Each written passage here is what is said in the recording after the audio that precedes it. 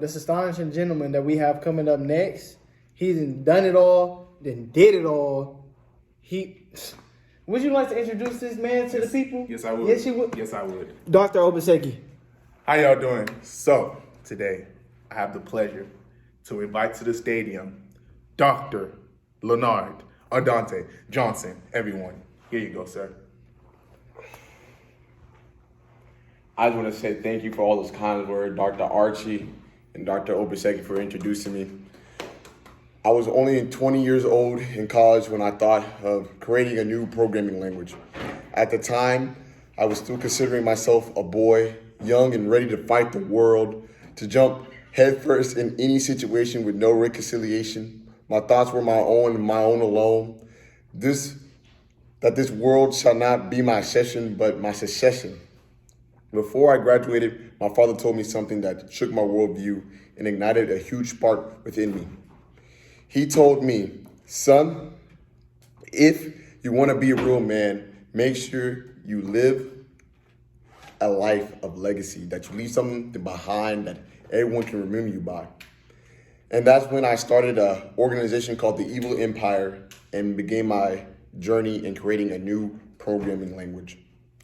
After graduating Houston Christian University, I had attained a master's in computer science. I knew the ins and outs of programming and artificial intelligence.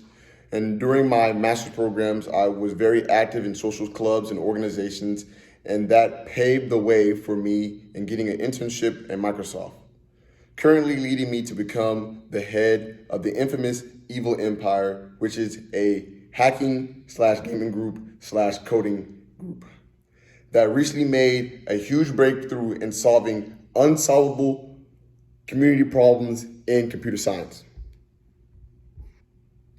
This therefore led me to expand my knowledge and create this new program that allows us not only to use our insights, but to debug and decode all the other recently coded things in our major. I always wanted to do something more in life. During my college years, I always had a passion to help people around me and be as social as possible. And this lifestyle that I paid for, this gave me a whole bunch of connections over campus. This gave me the access to computer science society and allowed me to present my concerns and issues that our programming languages are not enough, simply not enough to really understand real world problems. And this would led me to this moment right now in gaining this reward. Today, I'm going to celebrate the victory of receiving this reward, and by dedicating it to all my close friends in the room and family members. And I want to leave something behind, something inspirational, something that you can take away from this speech, that anything is possible. I would like to dedicate this reward to my family and friends. My family is my strength. I look up to them. They are my role models. Without them, I would not have no support. I wouldn't be standing at this exact moment right now. There were so many nights I felt like giving up. There were so many nights I felt like quitting. But they told me to endure for my future. And for this moment, I want to thank them. I want to thank them for all the hard effort, for giving me the best educational opportunity and giving me the advice. I learned how to understand myself, be aware, and reflect over my own actions. I would also like to take the opportunity to thank my friends, who are also my backbone. I consider it a blessing to have y'all and guide me and support me. And thank you for all the long nights that we had talking about this and getting this to its point. There was nights that I wanted to cry. There was nights where I was breaking down. But through my friends and family, they got me through it. And I just want to thank y'all through the years from this moment.